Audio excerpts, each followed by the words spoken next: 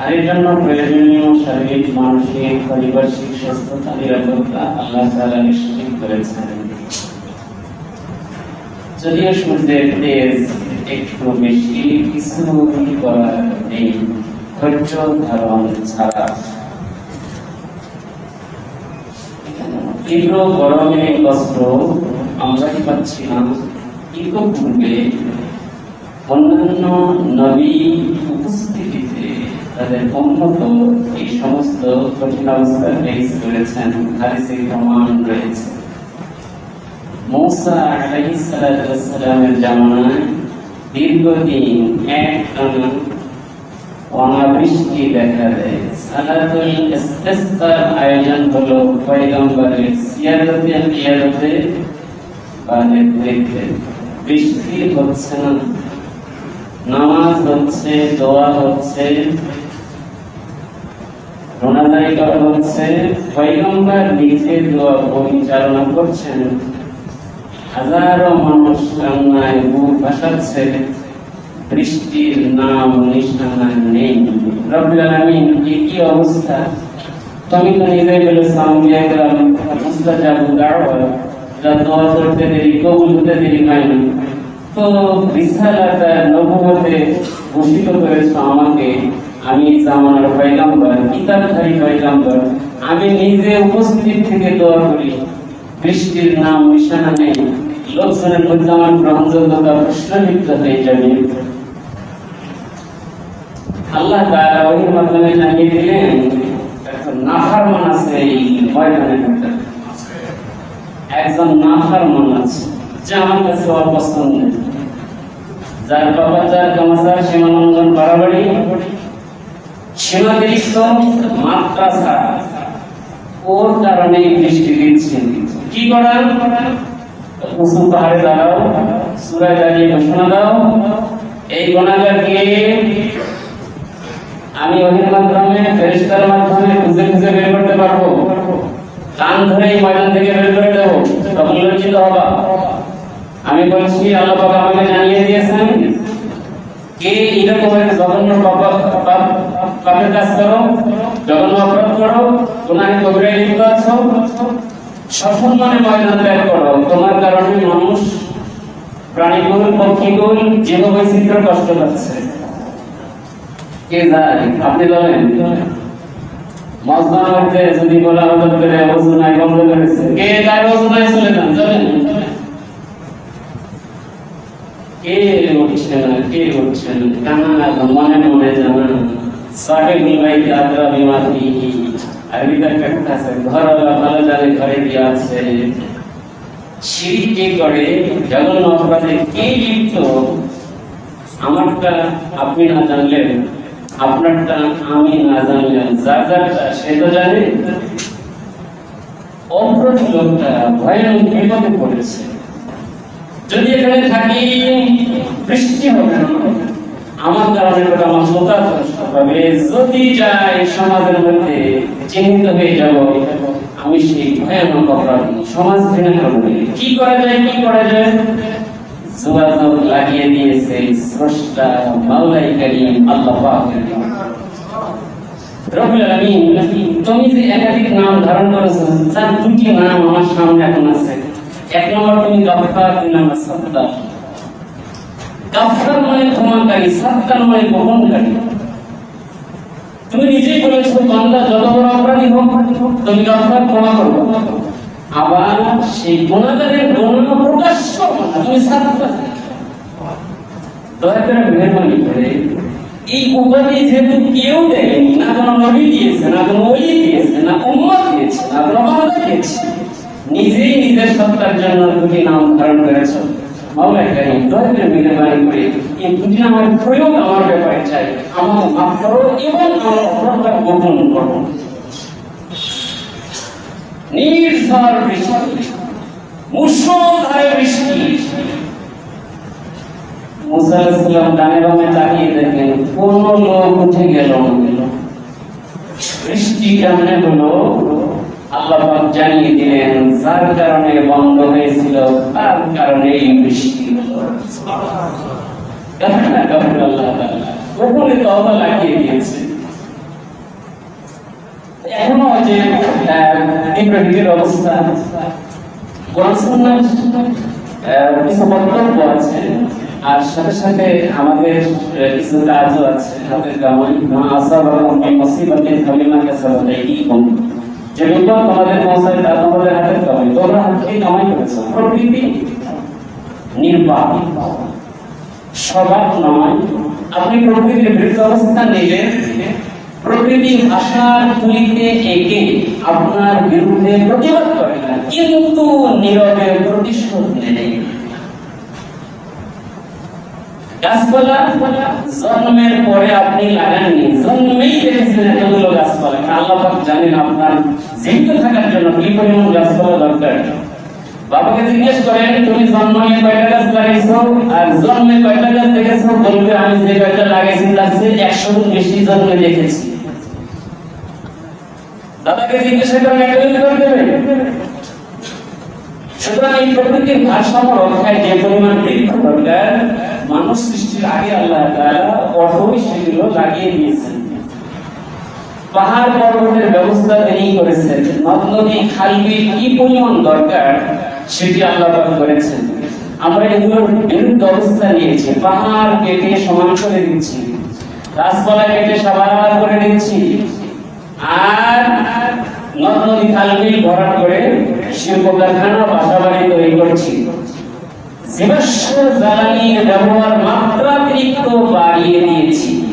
প্রকৃতি ভাষা ব্যবহার করে গালমন্দ করছে না, প্রতিবাদ জানাচ্ছে না। তবে যে মরুর দেশে কোনোদিন বৃষ্টি হয় না, সেখানে ঝড় হওয়া, সেখানে বৃষ্টি অতিবৃষ্টিতে বন্যা হয়ে যাচ্ছে। আর যেখানে সকাল বিকাল বৃষ্টি হয়, সেখানে বৃষ্টির দেখা নেই। প্রকৃতি নীরব প্রতিশোধের ভূমিকা পালন করছে। এ থেকে বেরিয়ে আসতে প্রকৃতিকে তার গতিতে রেখে দেওয়াই হবে বুদ্ধিমানের কাজ। আন্তর্জাতিক পরিমণ্ডলে বিশ্বের মহলরা এক জায়গায় হয়ে শেষ পর্যন্ত তারা একটি সিলেক্ট বা সংখ্যিতে উপনীত হয়েছেন 2030 সালের মাঝে জীবাশ্ম ফুয়েলের ব্যবহার কমিয়ে দেবেন এবং উল্লেখযোগ্য হারে হ্রাস করবেন। এখন 2024 সাল, সামনে 6 বছর। তোমাদের ঘোষণাপত্র 2016 সালে 16 থেকে 24 কতটুকু উন্নতি হয়েছে? সামনের 6 বছরের মধ্যে কতটুকু উন্নতি করবা? সুতরাং সন্ধির জায়গায় থাকবে, ফলাফল কিছুই হবে না। পথ একটাই, প্রকৃতিকে তার নিজের গতিতে রাখতে দেয়া, থাকতে দেয়া, এটা একটা পথ।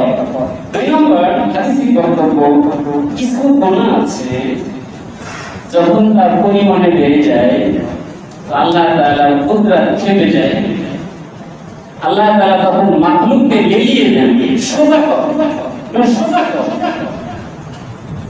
শীতের সময় তীব্র শীত দিয়ে সোজা করে, গরমের সময় অসহনীয় গরম দিয়ে সোজা করে। তার কুদরত খেপে যায়, এড়িয়ে দেয় প্রকৃতিকে। এমন যদি হয়ে থাকে, তো এ থেকে প্রতিকারের পর গুনাহের মাত্রা ছেড়ে দেয়া। কিন্তু বাংলাদেশ বলুন, পার্শ্ববর্তী রাষ্ট্রগুলো বলুন, অনুন্নত দেশগুলো বলুন, গুনাহের মাত্রা কমানো দূরের কথা, বরং যে সমস্ত এলাকায় গুনাহ কম ছিল, তারাই আইন করে করে গুনাহের পথগুলো খোলাসা করে দিচ্ছে। গুনাহ করতে থাকো, প্রতিযোগিতা করো। মনে রাখবা কওম লূতের কথা, মনে রাখবা কওম আদের কথা, মনে রাখবা কওম সামূদের কথা। আল্লাহ তাআলা কালামে পাকে এই বিষয়গুলো উল্লেখ করে করে বাংলাকে সতর্ক করেছেন। পাপের মাত্রা বাড়িয়ে দেওয়া ভালো লক্ষণ নয়, ক্ষণিকের জন্য মজা মারা। এইটা সুলকানের মধ্যে, সুলকানিতে আয়ের মজা, পরক্ষণে সাংঘাতিক বেদনা। গুনাহের মজা এরকম। আল্লাহ পাক আমাদের হেফাজত করুন। আমরা সূরা আল-আনআম এর 22 নম্বর আয়াত থেকে কথা বলছিলাম। এর মধ্যে রমজান মুবারক আসায় সূরা বাকারা 83 নম্বর আয়াতে চলে গিয়েছিলাম। আবার ফিরবো আমরা সূরা আল-আনআম এর 12 নম্বর আয়াতে। তার আগে হাদিসে পাকের উপর আলোকপাত, তারিখ উল্লেখ করেছি 26টা, 13 বৈশাখ, 16 শাওয়াল। হজ্জের 3টি মাস, শাওয়াল, জিলকাদ, জিলহজ। হজ্জের 3 মাস বলতে কি বোঝায়? এই ব্যাখ্যা আমাদের কাছে এখন অস্পষ্ট। হজ্জের 3 মাস, হজ করি হলো সেই জিলহজ মাসের 6-7 তারিখ থেকে মোটামুটি শুরু হয়। 7 তারিখ, 8 তারিখ, 8 তারিখে মূল কাজ, 8, 9, 10, 11 কিন্তু শাওয়াল হজ্জের মাস, জিলহজ হজ্জের মাস, কি ব্যাখ্যা? তার মানে কেউ যদি হজ্জের নিয়ত করে কাবা শরীফের দিকে রওনা দেন, তার সেই নিয়ত হজ্জের নিয়ত বলে গণ্য হবে যদি শাওয়ালের 1 তারিখের পর এই নিয়তটা করেন। শাওয়াল মাস শুরু হয়নি, রমজান, তার আগের মাস শাবান, তার আগের মাস রজব, যত বছর হোক আপনি বাংলাদেশ থেকে নিয়ত করে রমজান মাসে হজ্জের নিয়ত সহ রওনা দিলেন মক্কা শরীফের দিকে, আপনার নিয়তটা হজ্জের নিয়ত বলে গণ্য হবে না। শাবানের নিয়ত হজ্জের নিয়ত বলে গণ্য হবে না। রজবের নিয়ত হজ্জের নিয়ত বলে গণ্য হবে না। আপনার নিয়ত হজ্জের বলে গণ্য হবে কখন? যদি শাওয়ালের 1 তারিখ থেকে শুরু করেন। শাওয়ালের 1 তারিখের নিয়ত হজ্জের নিয়ত, শাওয়ালের 2 তারিখ, 3 তারিখ, 5 তারিখ পুরো শাওয়াল, এরপর জিলকদের 1 তারিখ দিনের পুরো জিলকদ, এরপরে জিলহজ মাসের মূল কাজ। যেমন যারা কাছে থাকে তারা তো 6 তারিখেও নিয়ত করে রওনা দিতে পারে, তাই না?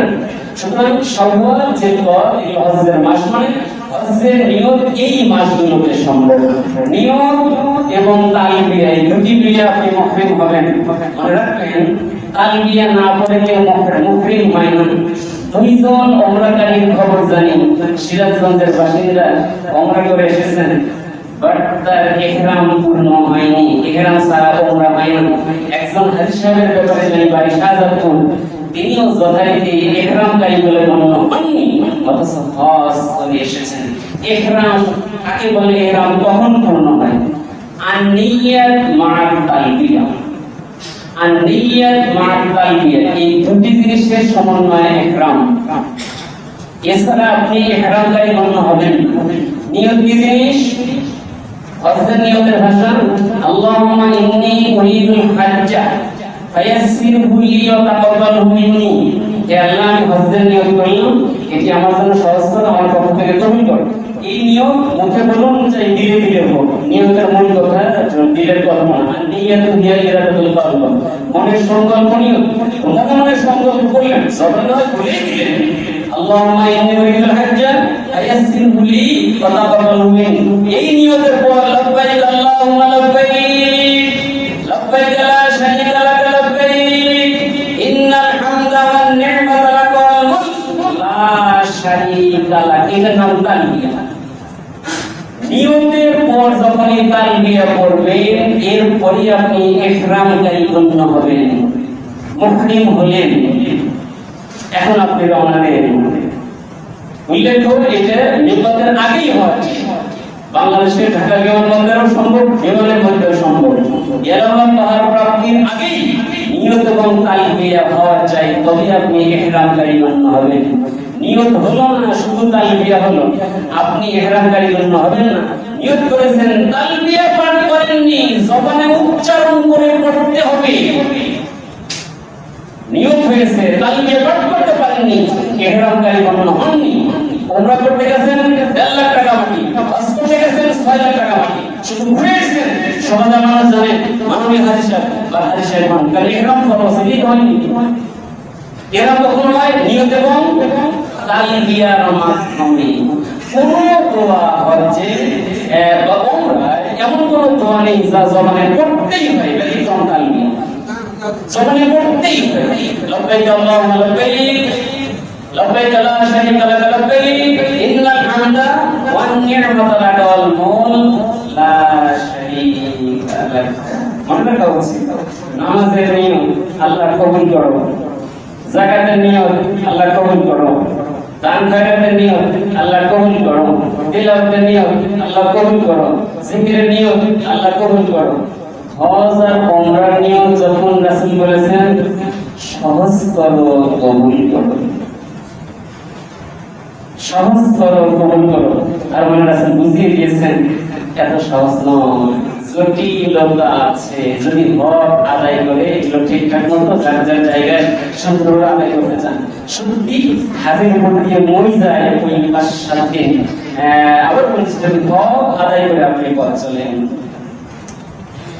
ইমাম নাসাই রাহমাতুল্লাহি আলাইহি নাসাই শরীফের দ্বিতীয় খণ্ড শুরু করেছেন একটি হাদিস দিয়ে। অধ্যায় কাম করেছেন কিতাবু মানাসিকিল হজ।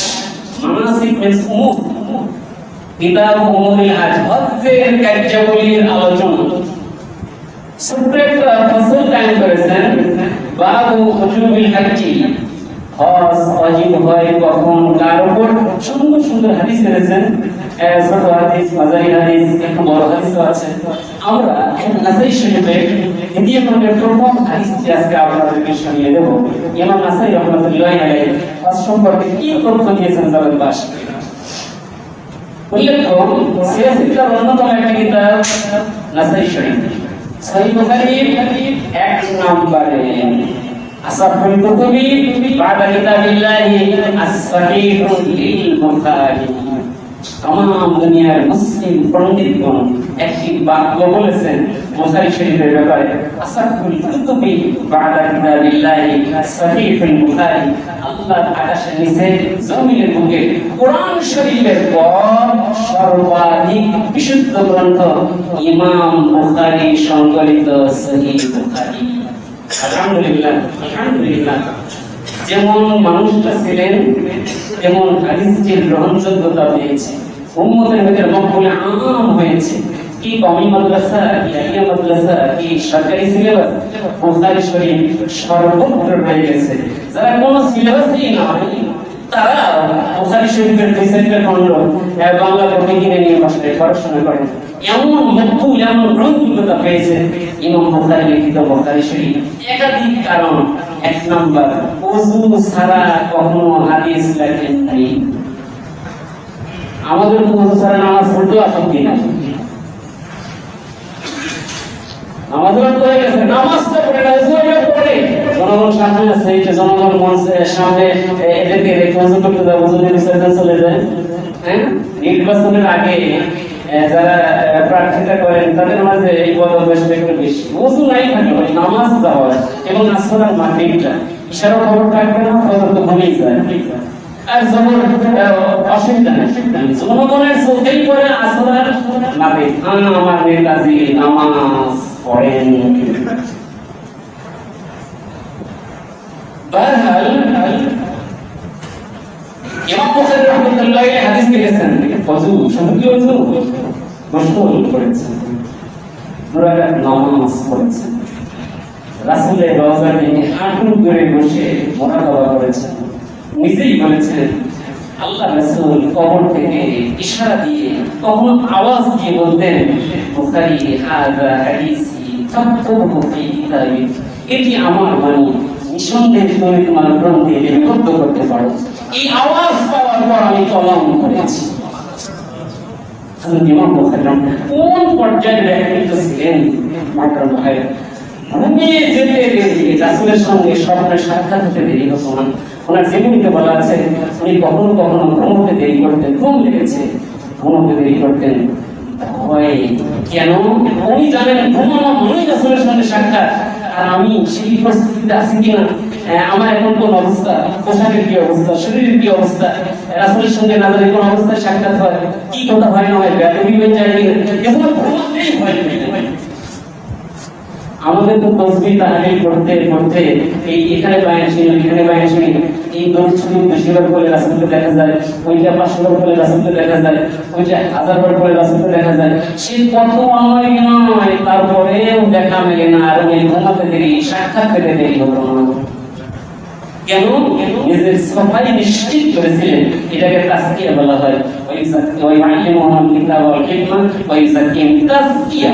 পয়গম্বর প্রেরণের চারটি কর্মসূচি ছিল, তার মধ্যে একটা তাসকিয়া, আত্মশুদ্ধি, ভেতরের জগৎটা ক্লিয়ার। আমরা তো বাইরের সাধু, ভেতরটা তো বোঝা যায়। যখন অপরাধের সময় আসলে রাখিও আমাকে দেখেন, তখন আমি পাপ থেকে বিরত থাকতে পারি কিনা, প্রকাশিত করি না, সন্তান। কিন্তু কখনোই যেখানে আমার পাপে কেউ দেখে না, কেউ জানে না, সেখানেও নিজেকে পাপ থেকে দূরে রাখতে পারি কিনা, এই সফাইয়ের নাম তাসকিয়া। এই সবকে যদি উদ্বুদ্ধ হতে পারেন আলহামদুলিল্লাহ, জাহের ভাইয়ের দুইটা দিকই ক্লিয়ার হয়ে যাবে। আল্লাহর রাসূলকে পাওয়ার জন্য শতবার দৌড়ের দরকার হবে না, ঘুমাতে দেরি হবে, আসলে সাক্ষাৎ পেতে দেরি হবে না। এদের সবাই নিশ্চিত করতে হবে। যে কথা বলছিলাম যে 1 নম্বর সিরিয়ালে ইমাম বুখারী শরীফ, 2 নম্বর মুসলিম শরীফ, 3 নম্বর হাদিসের কোন কিতাব? কেউ বলেছেন 3 নম্বরে তিরমিজিতে রাখো, কেউ বলছে আবু দাউদ শরীফে রাখো, অধিকাংশ উলামা ফুজালা বলেছেন নাসাই শরীফে রাখো। নাসাই শরীফ হাদিসের এমন এক গ্রন্থ যা কখনো ক্ষেত্র বিশেষে ইমাম মুসলিমের সেই কঠিন শর্তকে ছাড়িয়ে গেছে, কখনো কখনো ইমাম বুখারীর সমমানের শর্ত আরোপ করেছেন হাদিস সংকলনের ক্ষেত্রে। কিছু বৈজ্ঞানিক দর্শন আছে যেগুলো ভিত্তিতে হাদিস সংকলন হাদিসগুলো এনেছেন, যেগুলো সামনে না আনলে কোনটি হাদিস আর কোনটি গায়রে হাদিস, কোনটি রাসূলের বাণী কোনটি অন্যের বাণী সব গুলিয়ে মিশে একাকার হয়ে যেত, আমরা সহিহ হাদিসগুলো পেতাম। কিন্তু ইমাম বুখারী একটি মানদণ্ড কায়েম করেছেন, ইমাম মুসলিম একটি মানদণ্ড কায়েম করেছেন, ইমাম তিরমিজি একটি মানদণ্ড কায়েম করেছেন, ইমাম নাসাই একটি মানদণ্ড কায়েম করেছেন, ইমাম আবু দাউদ একটি মানদণ্ড কায়েম করেছেন, ইমাম ইবনে মাজাহ একটি মানদণ্ড কায়েম করেছেন। সেই তুলাদণ্ডের নিরিখে কোন হাদিস পড়লে গ্রহণ করতেন নইলে বাদ দিয়ে দিতেন। এই সমস্ত শর্তের উপরে ইমাম নাসাই রাহমাতুল্লাহি আলাইহি ছিল না। আলোচনা লম্বা হয়ে যাবে, আমরা হাদিস চাই। সনদ ছাড়া হাদিস গ্রহণযোগ্য নয়। এইজন্য হাদিসের সকল কিতাবে মূল সনদ সহ ছাড়া উল্লেখ করেছেন। তারা সনদ বাদ দিয়ে দিলে এরকম গ্রন্থ 10-20টা রিওয়ায়াত করতে লিখতে পারতেন, সংকলন করতে পারতেন, কিন্তু সনদ যাচাই বাছাই করতে। ইমাম বুখারী তার ওস্তাদ আমার কে, তার ওস্তাদ তিনি কে, তার ওস্তাদ তিনি কে, যার চলাফেরা, খাওয়া পড়া, উঠা বসা, ব্যক্তি জীবন, পারিবারিক জীবন, সামাজিক জীবন, তারপরে দিনের কাজ, রাতের কাজ, সব কিছু আয়নার মতো চকচকে ঝকঝকে হলেই কেবল তাদের কাছ থেকে হাদিস নিতেন। সামান্যতম গুনাহে কবিরার কথা, সগীরা গুনাহ বারবার করেছেন যদি প্রমাণিত হয়, মিথ্যে কথা বলা দূরের কথা, মিথ্যে বলতে পারেন মর্মের সন্দেহ তৈরি হয়েছে এমন ব্যক্তির কাছ থেকেও হাদিস গ্রহণ করতেন। কি সচ্চ মানুষের একটি দল ওই জামানায় ছিল। এই জামানায় যদি হাদিস রিওয়ায়াতের প্রয়োজন পড়তো তো বাংলাদেশে 17 কোটি মানুষকে খুঁজে খুঁজে একজন রাবিও ওই মানের পাওয়া যেত না। হয় কিন্তু সিটারি পাঠ করে সকালে এক চরিত্র, বিকাল আরেক চরিত্র, প্রকাশ্যে একটা ভেতর আরেকটা।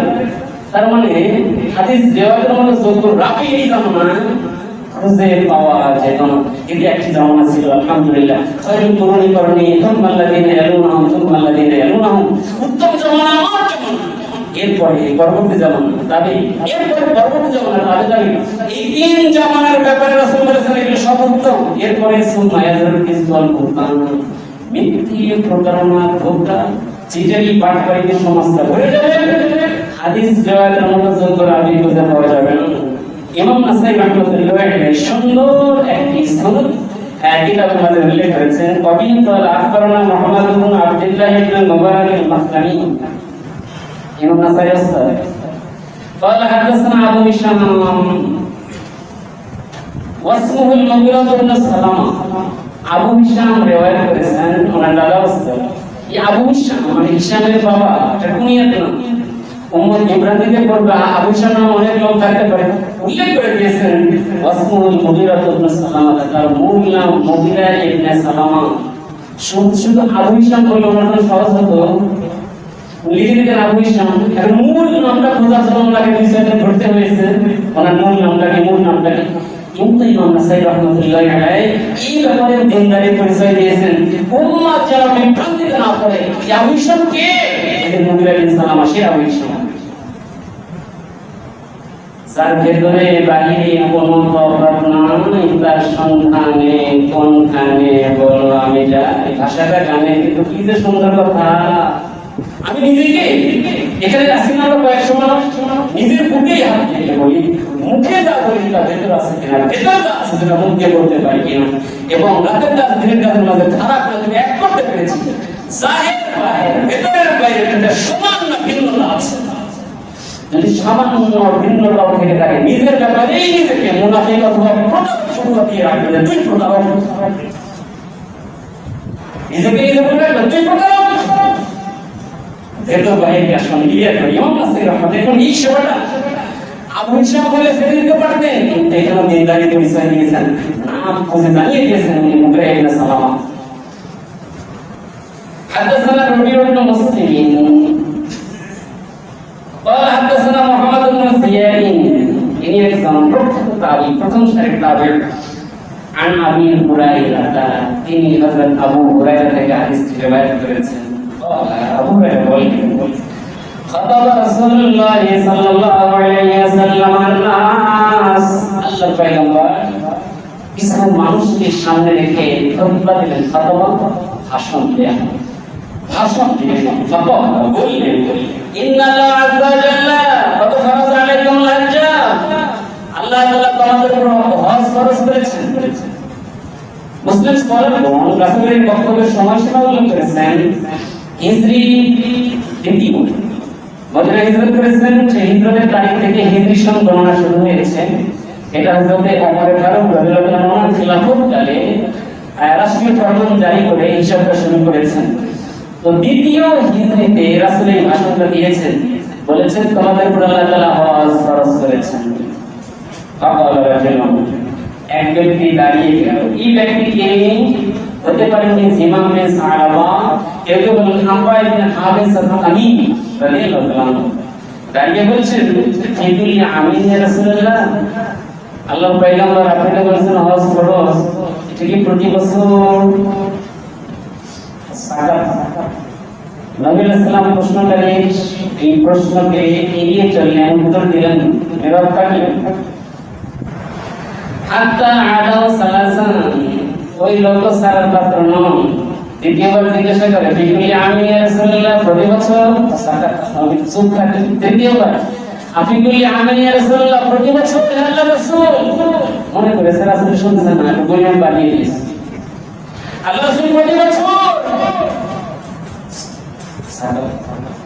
নীরব থেকে মুখ খুললেন, ফাকাল্লাহ কুলতু নাআম লা ওয়াজাবাত, সারি শোনো, যদি বলতাম হ্যাঁ তো ওহির মাধ্যমে আল্লাহ তাআলা প্রতি বছর ফরজ করে দিতেন। কাকে প্রশ্ন করো? খবর নেওনি, চেনি আমাকে আল্লাহর পয়গম্বর, তুমি প্রশ্ন করলে প্রতি বছর যদি বলতাম ফেরেশতা রেডি ছিল, উনি আসবেন আর বলে দেবেন প্রতি বছর হজ ফরজ। ওয়ালা ওয়াজাবাত মা কুনতুম বিহা, প্রতি বছর হজ ফরজ হলে তুমি নিজেই আদায় করতে পারবে না। মক্কা থেকে মদিনায় তাই তো বলেছেন আদায় করতে পারবে না। বাংলাদেশ থেকে, পাকিস্তান থেকে, ইন্ডিয়া থেকে, পৃথিবীর অন্যান্য প্রান্ত থেকে প্রতি বছর হজ করা জটিল হয়ে যেত। রাসূল সাহাবীকে একেবারে কিছু উপদেশ দিচ্ছেন,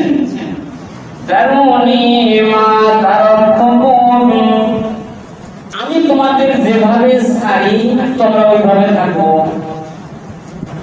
আমি যে বিষয়ে যতটুকু বলি এতটুকু শুনে চোখ থাকো, ওইটুকু নেওয়ার চেষ্টা করো। সামনে বের করে দিচ্ছেন ফাইন্নামা হালাকা মান কানা ক্বাবলাকুম বিকাথরাতি সুআলিহিম ওয়া ইখতিলাফিহিম আলা আনবিয়াইহিম, তোমাদের পরে অনেক জাতি গুজরে গেছে যাদের ধ্বংসের অন্যতম কারণ নবীকে বারংবার প্রশ্ন করা আর আম্বিয়াদের সিদ্ধান্তের বিরুদ্ধে ভিন্ন রায় পেশ করা। দুটি দিকে ইঙ্গিত করা হয়েছে। বেশি বেশি প্রশ্ন কারা যেন করেছিল, বনি ইসরাইল ছাড়া কারা করবে। ঘটনা ঘটেছিল হযরত মুসা আলাইহিস সালামের যুগে, একটি হত্যাকাণ্ড ঘটেছিল। হন্তাকে খুঁজে পাওয়া যাচ্ছে না, ক্লুলেস মামলা। আল্লাহ পাক ওহির মাধ্যমে নবীকে জানিয়ে দিলেন মুহাম্মদ তো তোমার কাছে আসবে। হ্যাঁ, এসেছে তারা। আপনি যে বলেন হক পয়গম্বর, হক পয়গম্বর, তাহলে বলে দেন এই হত্যাকাণ্ড ঘটালো কে? আল্লাহ পাক, আল্লাহ রাসূল ওহির অপেক্ষায় আছেন। আল্লাহ পাক জানিয়ে দিলেন ওদেরকে বলে দিন ওরা যেন একটা গরু জবাই করে। সেই জবাই কিন্তু মাংস পেশে লাগাবে, এতে করে লোকটা জীবিত হবে, হত্যাকারীর নাম বলে আবারও মরে যাবে। পয়গম্বর উম্মতকে জানিয়ে দিলেন। এবার উম্মত কি বাংলাদেশের সিরাজগঞ্জের ছোট উম্মত, বনি ইসরাইল আদবটা কিন্তু না হুজুর মুসা ঠাট্টা করেন আমাদের সাথে। আমাদের একজন লোক মারা গেছেন, আপনি তার গরু জবাই করে বিক্রি করো, ঠাট্টা করেন আমাদের সাথে। পয়গম্বর বলেছেন ঠাট্টা নয়, আল্লাহ পাকের ফয়সালা। যদি ফয়সালা হয় তাহলে এবার শুনুন। গরুর বয়স কত, ছোট না বড়, শিং থাকবে কি থাকবে না, কানের মাপ কি, গজের মাপ কি, এজ কেমন হবে, রং কেমন হবে, হাজারো প্রশ্ন। একবার করে প্রশ্ন করে আল্লাহ উত্তর দিয়ে দেন, আবার প্রশ্ন করে উত্তর দিয়ে দেন, আবার প্রশ্ন করে উত্তর দিয়ে দেন। এতে করে এমন এক বৈশিষ্ট্য ধারণ করেছে, ওই বৈশিষ্ট্যের গরু সারা দুনিয়ায় খুঁজে পাওয়া যাচ্ছে না। অথচ রাসূল বলেছেন ইসরায়েলের লোকেরা পয়গম্বরের কাছে শোনার পর প্রথমে একটা মগা গরু জবাই করলেই কাজ সিদ্ধ হয়ে যেত। বেশি বেশি প্রশ্ন করার কারণে জটিলতা ধারণ করেছে। রাসূল সেদিকে ইঙ্গিত করে বলেন ফাইনাল হালাকা মান কানা ক্বাবলাকুম বিকাথরাতিস যালিমিন, তোমাদের পূর্বে অনেক জাতি বেশি প্রশ্ন করার কারণে ধ্বংস হয়েছে। ওয়াফিলাতি মালা আম্বিয়াইহিম, আর পয়গম্বরের ফয়সালার বিরুদ্ধে অবস্থান নিয়েও ধ্বংস হয়েছে। পয়গম্বরের ফয়সালা আল্লাহ পাকের ফয়সালা মনে রাখতে হবে। পয়গম্বরের বিরুদ্ধে অবস্থান নিতে হয় না। রাসূলের যুগে এইরকম একাধিক ঘটনা ঘটেছে। একটি বিষয় হাদিসের মধ্যে পরিষ্কার উল্লেখ, মুনাফিক ইহুদি দুইজনই মামলা নিয়ে গেছে রাসূলের নিকটে। মামলার রায় চাই আমি জানি। মুনাফিক সে উপরে উপরে মুসলমান, সমাজে পরিচয় চাই মুসলমান, কিন্তু ভেতরে অন্য কিছু লালন করে। ইহুদি উপরেও ইহুদি, ভিতরে ইহুদি। নবী সাল্লাল্লাহু আলাইহি ওয়াসাল্লাম বাদী বিবাদীর বক্তব্য শুনে ইহুদির পক্ষে রায় দিয়েছেন। ভাই আমরা হক বিচারো, কে মুসলিম কি অমুসলিম এটার বিষয় নয়, হক যা সে রায়টা পেশ করেছে।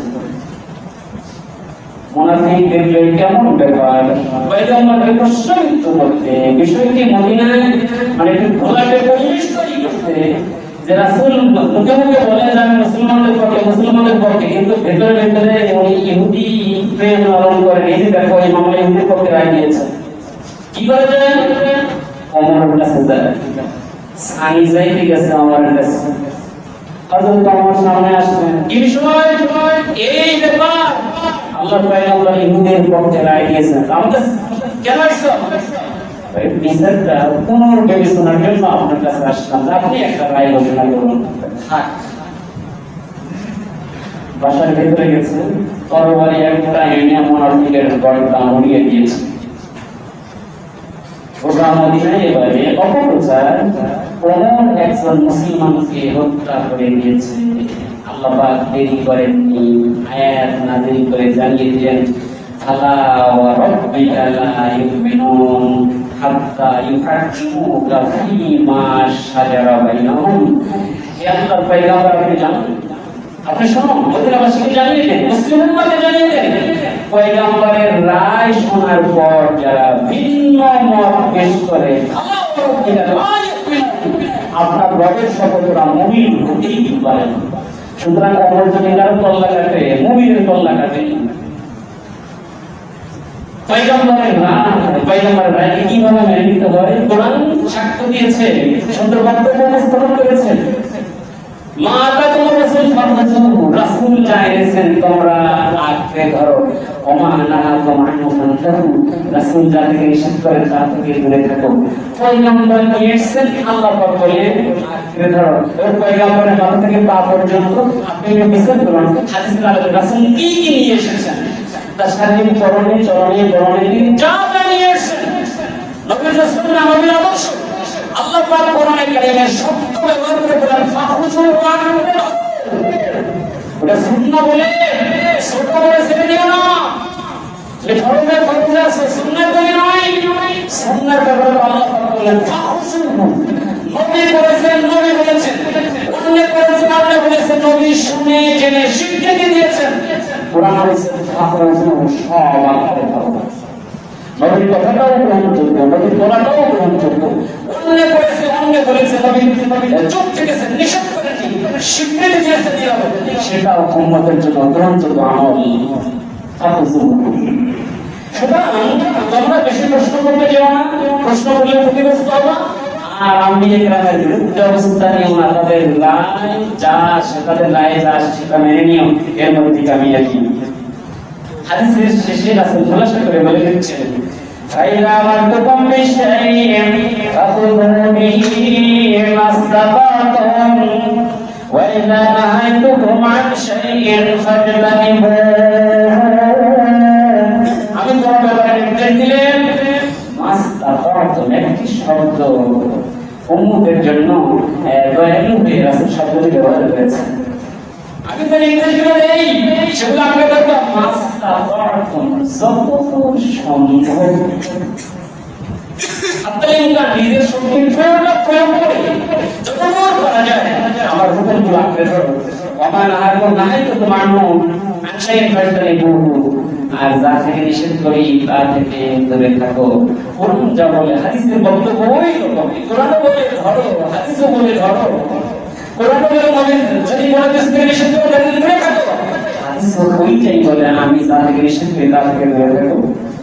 এই হাদিসের পরবর্তী হাদিস আব্দুল্লাহ ইবনে আব্বাস থেকে বর্ণিত, ওই হাদিসের শেষে বলা আছে ওয়ালাকিন হাজ্জাতুন ওয়াহিদা, বরং জীবনে একটি হজ ফরজ, বারবার হজ করা নফল, তবে বারবার উমরা করা যায়।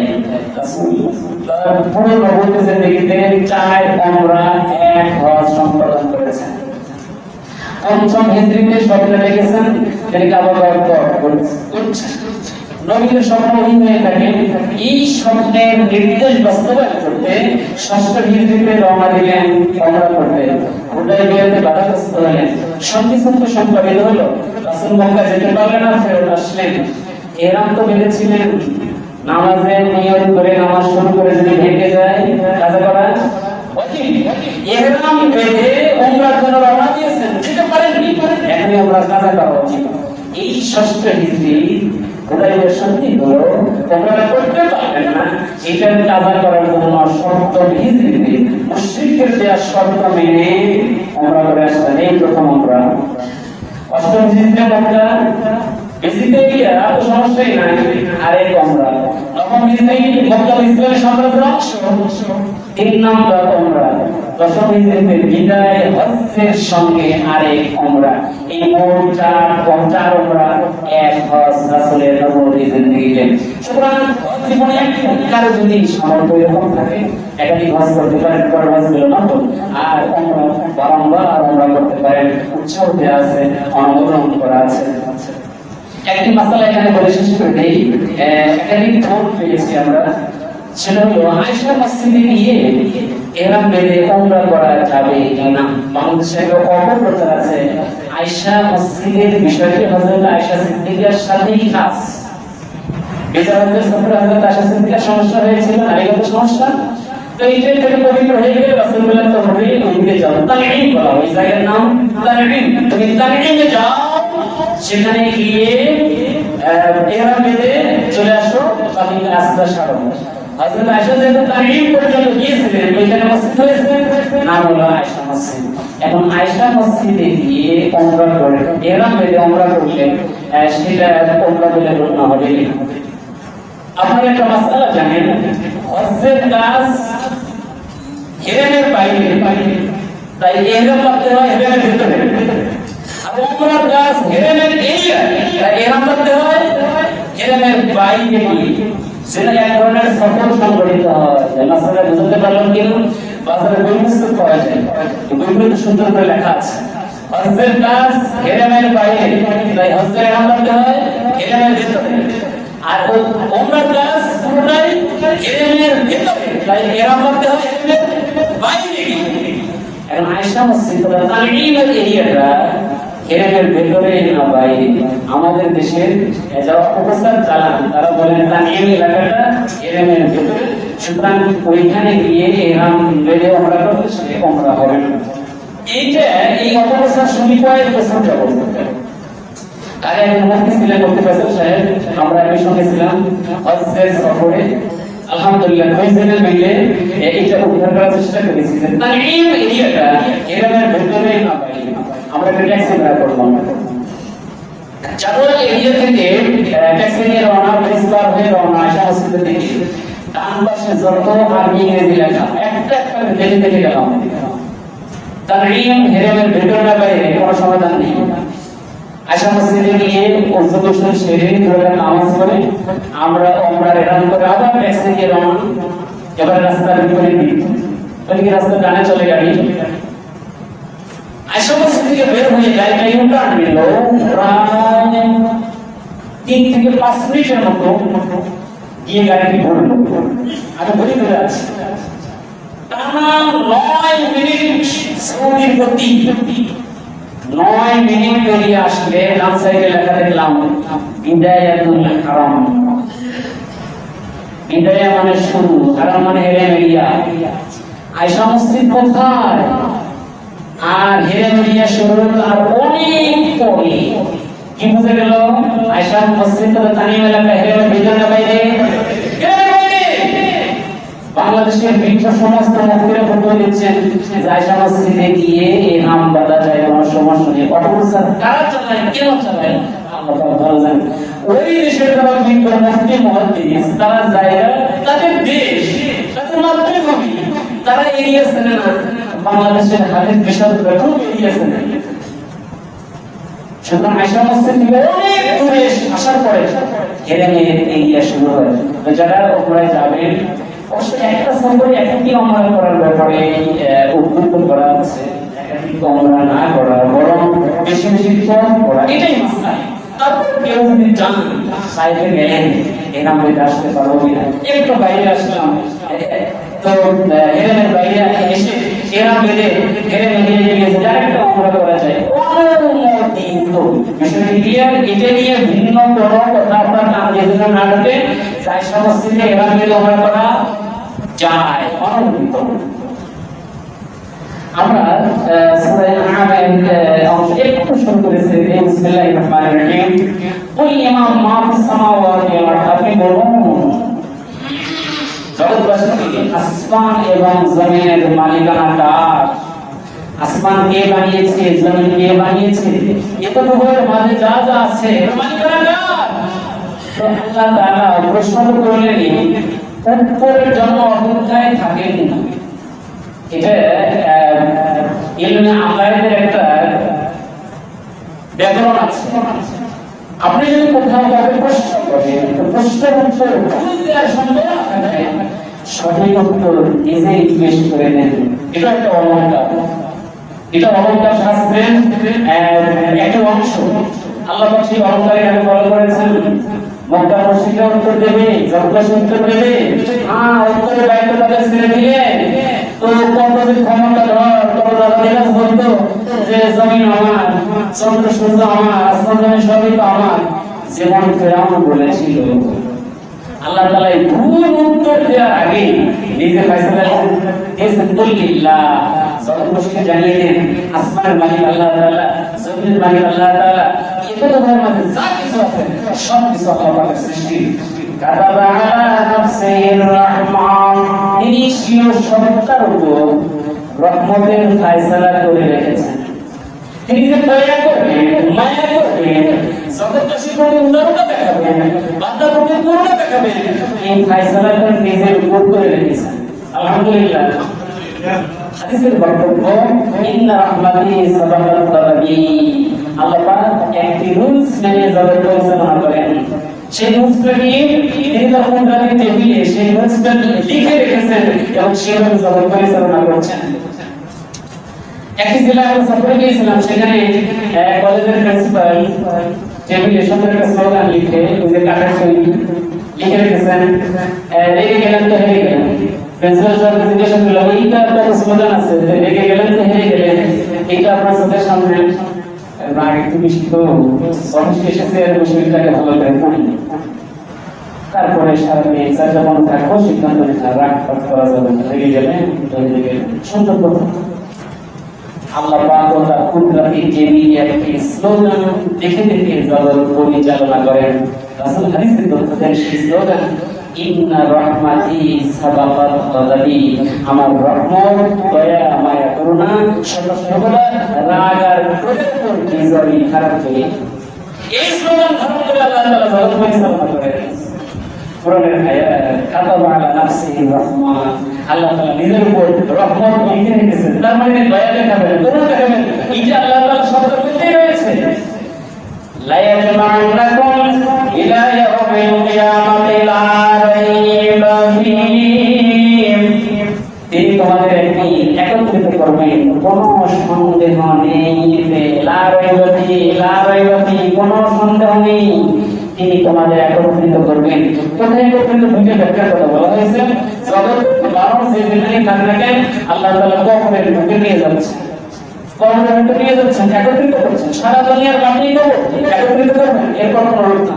অথবা ময়দানে মাশারে সকলকে একত্রিত করবেন, সেদিকে নিয়ে যেতে পারে। আল্লাযীনা ফাসিলু আনফুসাহুম ফাহুম লা ইউমিনুন, নিজেরাই নিজেদের ক্ষতিগ্রস্ত করেছেন, তারা তো ঈমান আনতে পারবে না।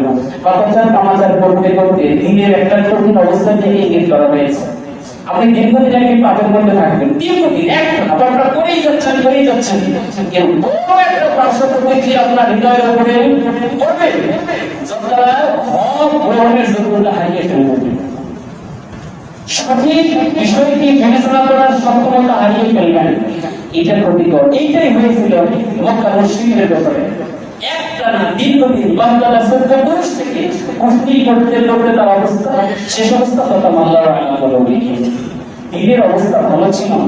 কেমন যেন মরাঙ্কন করা, এই মরাঙ্কন আল্লাহ করেছেন, তাই মানতে পারেনি এমন কি নয়, বরং পাপাচার কামাচার করতে করতে তারাই যেন তাদের হৃদয় অবস্থা আবার করেছিল, মনে অত্যাচার ঘটনা, এটা তার জন্য নিজের প্রতি নিজেই করেছে, নিজের প্রতি নিজেই করেছে। আমরা যারা পাপাচারে কামাচারে ডুবে আছি, সব ঘুম থেকে উঠেই পাপ, 1 ঘন্টা পরে পাপ, আরো 1 ঘন্টা পর পাপ, আরো 3 ঘন্টা পর পাপ। একটু দেখুন যেটা হয় কি যখন চোখের দ্বারা পাপটা হয় কি প্রিয় ব্যক্তিদের সেই বড় বড় ছবি বাসা গানে গানে সামনে সভা করছে, উঠেই দেখছেন ছবি প্রীতি ভালো নয়, সেটা শুনে রাখবেন। ছবি প্রীতি ভালো নয়, শিরিকার কুফরের প্রতি ঘৃণা কমে যায়, যেটা ঈমানের জন্য ক্ষতিকর, ঈমানের জন্য হুমকিস্বরূপ। আল্লাহ পাক এই জিনিসগুলো থেকে আপনাকে পবিত্র থাকতে বলেছেন, রাখতে বলেছেন। এবার আমার বাসার অবস্থাটা দেখছি, তখন থেকে নেই পাপ, এরপরে পাপের সারাদিন পাপ করটা সবে কাজ পাইলেন। আল্লাযীনা ফাসিলু আনফুসাহুম ফাহুম লা ইউমিনুন, যারা নিজেরাই নিজেদের ক্ষতি করে তারা তাই ঈমান আনতে পারে না। এই ক্ষতিটা কি আত্মার ক্ষতি করে পাপের মাধ্যমে, আর ঈমান গ্রহণ হেদায়েত গ্রহণের যোগ্যতা অর্জন করে দিন পাপের মাধ্যমে দিন ক্ষতিগ্রস্ত হয়। যারা হেদায়েত গ্রহণ করতে পারি না, ঈমান গ্রহণ করতে পারি না, আমাদের জজবা নিজেদের ভিতরে তৈরি হয় না, অর্থাৎ নিজের প্রতি বিজয়ী করে ফেলছি। ওয়ালামা সাকানা ফি লাইলি ওয়ান নাহার ওয়া সামিউল আলীম, স্থির যা স্থির থাকে তারও মালিক আল্লাহ তাআলা, যা অস্থির নড়াচড়া করে এমন সব কিছুর মালিক আল্লাহ তাআলা। ওয়ালামা সাকানা একটি শব্দ বলেছেন, তাহারকা বলেন। সাকানা মানে স্থির থাকা, তাহারকা মানে নড়াচড়া করা, যেটা নড়াচড়া করে এটার মালিক আল্লাহ তাআলা। এটা কোন বলেন বলছেন যেটা স্থির সেটার মালিক আল্লাহ তাআলা। কেন কোরআন শরীফের এই উপস্থাপনা এতই যে চমৎকার। এখানে একটা অলংকার আছে, অলংকার বলতে গেলে একটা উদাহরণ লাগবে আজকে আগামী সপ্তাহে। সেখানে কি অলংকার আল্লাহ লুকায়িত রেখেছেন, ইনশাআল্লাহ আগামী সপ্তাহে আপনাদের সামনে তুলে ধরবো। ভালো থাকবেন, সুন্দর থাকবেন, সালাম করবেন ইনশাআল্লাহ। দেখে প্রশ্ন সামনে পড়ে